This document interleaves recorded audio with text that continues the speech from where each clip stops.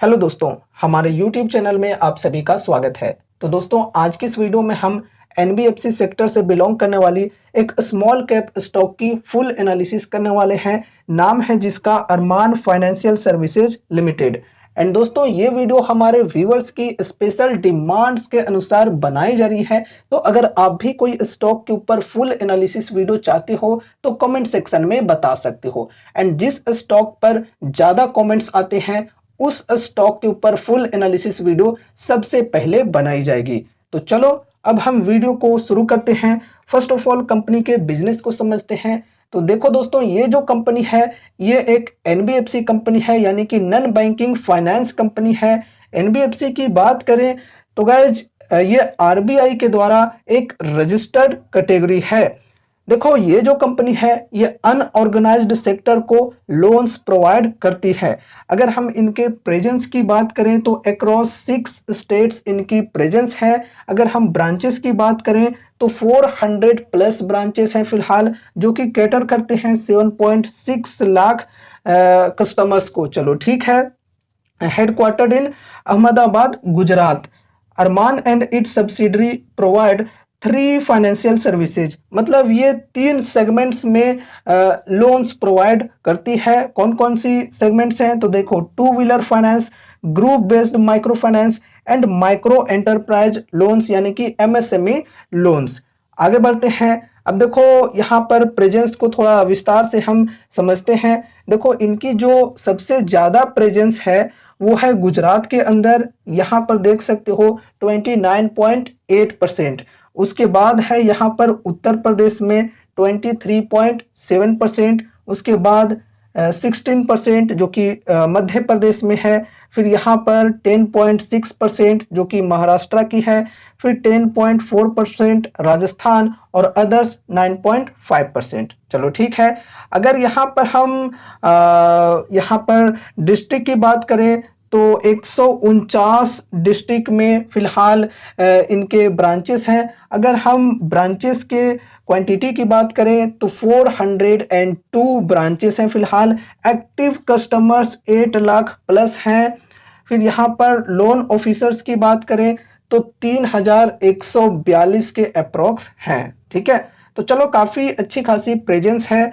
And उसके बाद यहाँ पर हम एसेट अंडर मैनेजमेंट को डिस्कस करते हैं। तो देखो गाइस, यहाँ पर 2021 के बाद एसेट अंडर मैनेजमेंट जो है कंपनी की काफ़ी बेहतरीन तरीके से बढ़ी है। देख सकते हो यहाँ पर FY21 में 814 करोड़ की थी एसेट अंडर मैनेजमेंट, जो कि FY22 में बढ़कर 1233 करोड़ एंड उसके बाद फिर 1943 करोड़, फिर 2639 करोड़।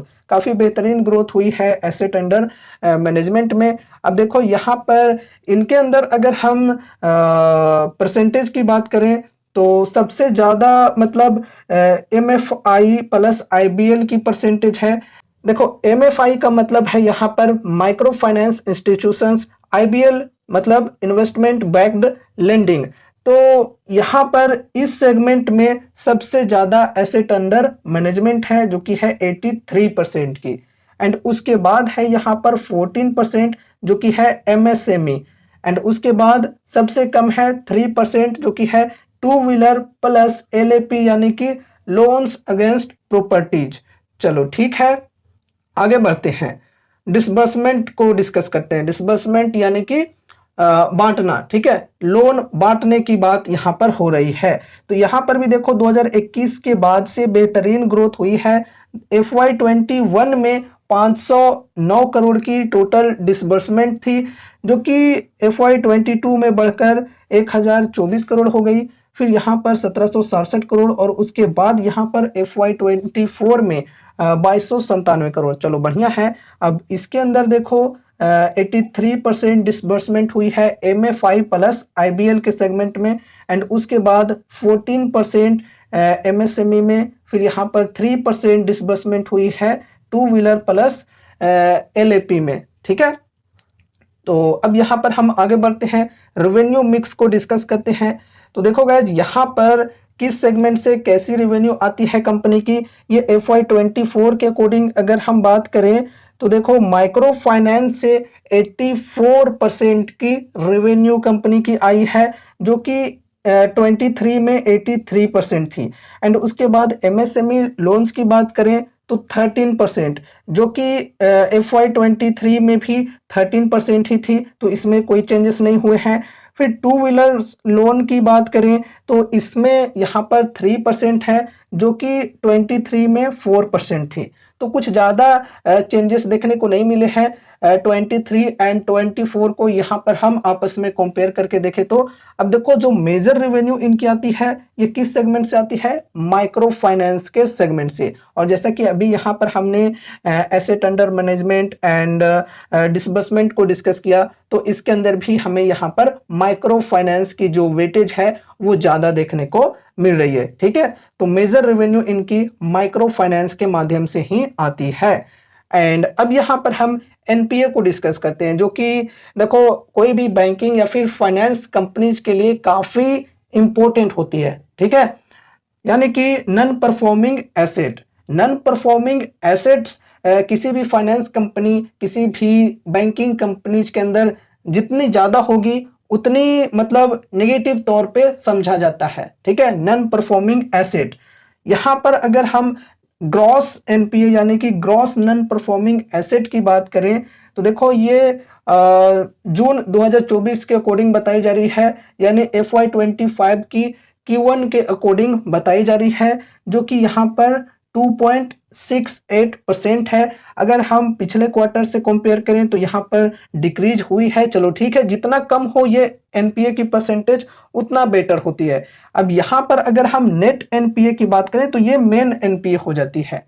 ठीक है, तो नेट एनपीए यहाँ पर देखा जाए तो ये रहा मार्च 2024 का एनपीए 0.31%, जो कि यहाँ पर घटकर जून 2024 के क्वार्टर में 0.22% हुई है। चलो ठीक है, जो एनपीए है कंपनी की यानी कि नॉन परफॉर्मिंग एसेट्स हैं उनकी जो परसेंटेज है वो घट रही है। चलो अच्छी बात है, जितना कम हो उतना बेटर होगा। एंड उसके बाद देखो डिजिटलाइजेशन, ये जो कंपनी है ये डिजिटली तौर पे भी खुद को ट्रांसफॉर्म कर रही है। देखो they have transformed their business processes from physical to digital. ये जो डिजिटलाइजेशन है इसके अंदर जो भी कंपनी फोकस करती है, जितना जल्दी शिफ्ट होती है उतना बेहतरीन तरीके से कंपनी ग्रो कर सकती है, क्योंकि अभी का जो युग है ये डिजिटल युग है। लोग घरों में रह करके घर से ही लोन्स के लिए अप्लाई करने को चाहते हैं। ठीक है, तो ऐसे में इस प्रकार की जो कंपनीज हैं ये अगर सर्विसेज देते हैं तो काफ़ी बेहतरीन तरीके से इन कंपनीज को फ़ायदे हो सकते हैं। जो भी एनबीएफसी कंपनीज हैं ये खुद को डिजिटली तौर पे ट्रांसफॉर्म कर रहे हैं। सभी कंपनीज अपने अपने जो एप्स हैं वो लॉन्च कर रहे हैं। चलो काफ़ी अच्छी बात है। तो ओवरऑल हमने बिजनेस को यहाँ पर समझ लिया है। बिजनेस कंपनी की काफ़ी अच्छी है। अगर हम एनबीएफसी सेक्टर की बात करें तो फ्यूचर काफ़ी बेहतरीन है। फ्यूचर में इस सेक्टर की डिमांड बिल्कुल रहने वाली है और डिमांड्स भी बढ़ने वाली है। चलो ठीक है, अब चलो यहाँ पर हम फंडामेंटल रेशियोज को डिस्कस करते हैं। तो देखो first of all market cap की बात करें तो मात्र 1735 करोड़ की मार्केट कैप है, काफ़ी छोटी कंपनी है। उस हिसाब से रिस्क का अंदाजा यहाँ पर लगा सकते हो एंड रिवॉर्ड्स का भी अंदाजा लगा सकते हो। एंड फिर यहाँ पर स्टॉक पी की बात करें तो 10.5 है, इंडस्ट्री पी 23.2 की है। तो देखो इंडस्ट्री पी के मुकाबले में स्टॉक की पी काफ़ी कम है। चलो ठीक है, पीज रेशियो भी कम है 0.23 की। तो वैल्यूएशन की ओवरऑल यहाँ पर बात की जाए तो बढ़िया है। अब यहाँ पर आरओसी की बात करें तो 21.9%, आरओई 29.5%, ये भी काफ़ी बढ़िया है। Promoters holding 22.1%, pledge percentage 0। चलो ये तो ठीक है, लेकिन ओवरऑल प्रमोटर्स के होल्डिंग की बात करें तो ये काफ़ी कम देखने को मिल रही है। शेयर होल्डिंग पैटर्न को बाकी आगे चलकर हम डिटेल्स में डिस्कस करेंगे, बस वीडियो के साथ बने रहना। करेंट प्राइस 1654 की, 52 वीक हाई 2680 और लो है 1600 की। बुक वैल्यू 776 रुपए की, डेप्ट है 1725 करोड़ की। अब देखो गाइज, यहाँ पर अगर हम कंपनी की टोटल मार्केट कैप की बात करें तो 1735 करोड़ की मार्केट कैप है। एंड कंपनी के अंदर कर्जे की बात करें तो भाई लगभग इसके इक्वल ही कर्जे हैं, मतलब मार्केट कैप के इक्वल ही कर्जे हैं। 1725 करोड़ के डेप्ट है कंपनी के अंदर। अब देखो डेप्ट टू इक्विटी रेशियो की बात करें तो 2.12 है। तो डेप्ट कंपनी के अंदर डेफिनेटली काफी ज्यादा है, डेप्ट टू इक्विटी रेशियो जो है ये काफी ज्यादा है। अब देखो गाइज, ये जो कंपनी है ये एक एनबीएफसी कंपनी है। एंड देखो जो भी बैंकिंग या फिर एनबीएफसी टाइप के कंपनीज होते हैं उनमें जनरली हमें डेप्ट ज्यादा ही देखने को मिलते हैं और डेप्ट टू इक्विटी रेशियो ज्यादा ही देखने को मिलते हैं। क्यों? क्योंकि इनका बिजनेस ही होता है फाइनेंस का। ये लोगों को फाइनेंस करने का काम करते हैं, लोन्स देते हैं। अब देखो इनके पास फंड रहेंगे तभी तो दूसरों को फंड देंगे, दूसरों को फाइनेंस करेंगे। ठीक है, तो उस वजह से इनको कर्जे लेने पड़ जाते हैं, दूसरों से लोन्स लेने पड़ जाते हैं। कम इंटरेस्ट पर ये लोन्स लेते हैं और ज़्यादा इंटरेस्ट पर लोन्स देते हैं। बीच में जो मार्जिन बनती है वो इनके प्रॉफिट हो जाते हैं। ठीक है, तो इस वजह से इस टाइप की कंपनीज के अंदर जनरली हमें जो लोन्स हैं, जो कर्जे हैं, वो ज़्यादा देखने को मिल जाते हैं। अब चलो यहाँ पर हम फ्री कैश फ्लो की बात करें तो ये माइनस में देखने को मिल रही है, -305 crore. Dividend yield 0%, face value 10 रुपए की, ईपीएस है 168 रुपए की। चलो फंडामेंटल्स की ओवरऑल बात की जाए तो ठीक है। वैल्यूएशन की बात करें तो वैल्यूएशन भी स्टॉक की ठीक है फिलहाल। अब चलो आगे बढ़ते हैं, प्रॉफिट एंड लॉस को डिस्कस करते हैं।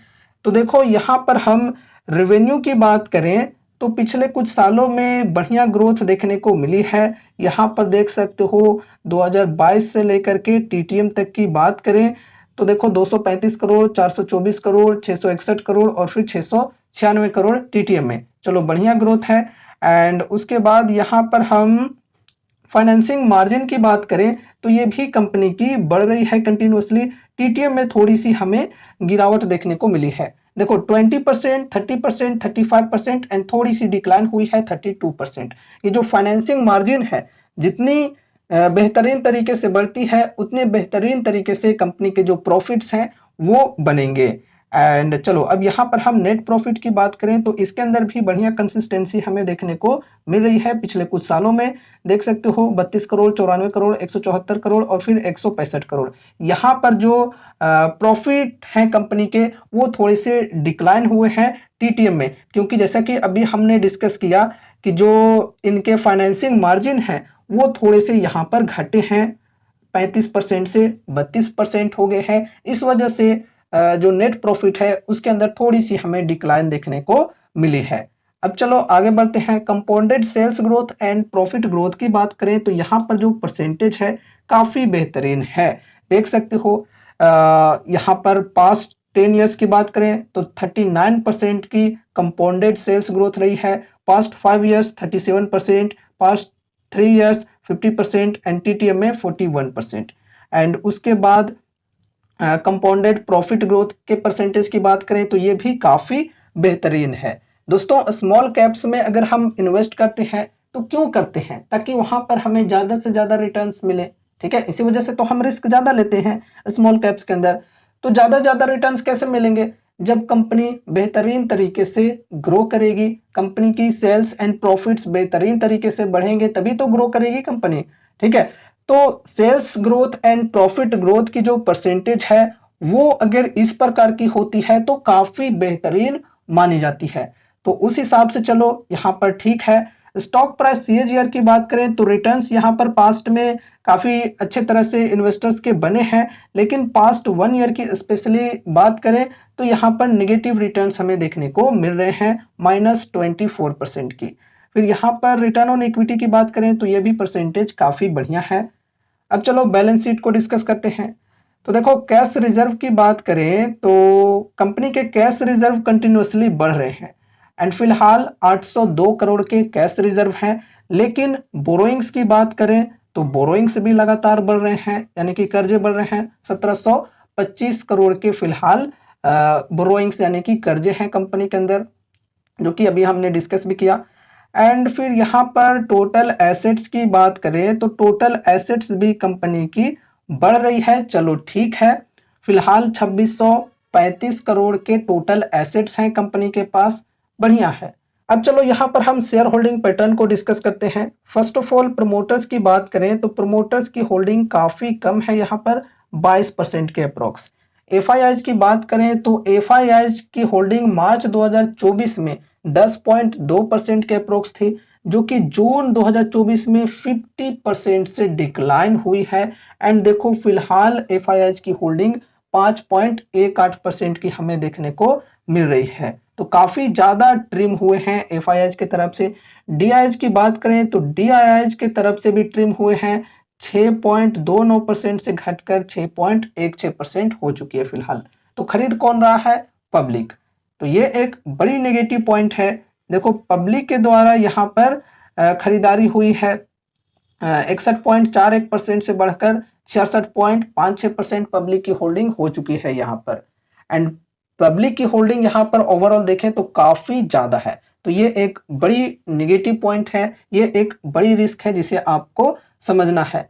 अब देखो पब्लिक के अंदर कुछ बड़े एंटिटीज भी इंक्लूडेड होते हैं, कुछ बड़े इन्वेस्टर्स भी इंक्लूडेड होते हैं। तो देखो यहाँ पर अगर हम बड़े इन्वेस्टर्स की बात करें तो लाइक यहाँ पर देखो मुकुल महावीर अग्रवाल की भी होल्डिंग है, अच्छी खासी होल्डिंग है, फिलहाल 3.82% की। एंड उसके बाद यहाँ पर और भी कुछ बड़े बड़े जो दिग्गज इन्वेस्टर्स हैं उनके भी होल्डिंग्स हैं, लाइक यहाँ पर संदीप कपाड़िया की बात करें तो इनके होल्डिंग्स है 1.43% के अप्रोक्स। देखो शेयर होल्डिंग पैटर्न के अंदर उनके शेयर होल्डिंग देखने को मिलते हैं जिनकी होल्डिंग 1% से ज़्यादा होती है, ठीक है। तो कुछ बड़े बड़े इन्वेस्टर्स के भी यहाँ पर होल्डिंग है, चलो ठीक है। दोस्तों ओवरऑल यहाँ पर हम फंडामेंटल्स की बात करें तो फंडामेंटल्स कंपनी की बढ़िया है। फिर यहाँ पर सेल्स ग्रोथ, प्रॉफिट ग्रोथ के परसेंटेज की बात करें तो ये भी बढ़िया है, बैलेंस शीट भी ठीक है। एंड शेयर होल्डिंग पैटर्न के ऊपर ध्यान रखने की ज़रूरत है। अब देखो अगर किसी को यहाँ पर इन्वेस्टमेंट करना है तो कैसी अपॉर्चुनिटीज मिल रही है स्टॉक में। देखो यहाँ पर ओवरऑल डिस्काउंट की बात करें तो 52 वीक हाई के लेवल से काफ़ी अच्छे खासे डिस्काउंट्स अवेलेबल हैं।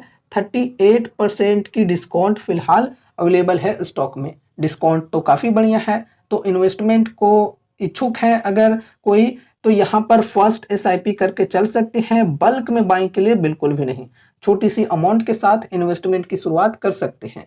एंड फिर अगर गिरावटें कंटिन्यू रही तो हर 5 से 10% की डिप पर एड ऑन करके भी चल सकते हैं। लेकिन हाँ, ध्यान में ये रखना है कि एड ऑन करने के चक्कर में ऐसा ना हो कि आपने अपने पोर्टफोलियो का एक बहुत ही बड़ा वेटेज सिर्फ इस एक स्टॉक के अंदर दे दिया। ऐसे में रिस्क काफ़ी ज़्यादा बढ़ सकती है। ये जो कंपनी है वेरी हाई रिस्क की, वेरी हाई रिवॉर्डिंग टाइप की कंपनी है, इसलिए सोच समझ कर ही उतने ही अमाउंट्स लगाने चाहिए जितना कि आप लॉस लेने को तैयार हो। लाइक यहाँ पर परसेंटेज वाइज अगर हम बात करें तो अपने पोर्टफोलियो की मैक्सिमम 4 to 5% की वेटेज हम दे सकते हैं इस प्रकार की कंपनियों में। इससे भी कम अगर आप देना चाहो तो कम भी कर सकते हो इसे, ठीक है। तो रिस्क यहाँ पर काफ़ी ज़्यादा है, इसलिए सोच समझ कर ही लिमिटेड वेटेज के साथ ही चलना चाहिए। अब यहाँ पर सपोर्ट एंड रेजिस्टेंस के लेवल्स को डिस्कस करते हैं। तो देखो अगर गिरावटें कंटिन्यू रहती है तो नेक्स्ट सपोर्ट होगी ये 1600 की, एंड उसके बाद यहाँ पर है 1418 की सपोर्ट। रेजिस्टेंस की बात करें तो रेजिस्टेंस है 1700 की, फिर 1860 की, एंड उसके बाद 2025 की। तो ये सपोर्ट एंड रेजिस्टेंस के लेवल्स को ध्यान में रखकर चल सकते हो। तो दोस्तों ये रही हमारी आज की वीडियो अरमान फाइनेंस स्टॉक के ऊपर। उम्मीद है कि इस वीडियो के माध्यम से आपको कुछ यूजफुल इन्फॉर्मेशन मिले होंगे। तो वीडियो को लाइक करके चैनल को सब्सक्राइब कर देना और मिलते हैं अगले नए वीडियोज के साथ। तब तक के लिए बाय बाय।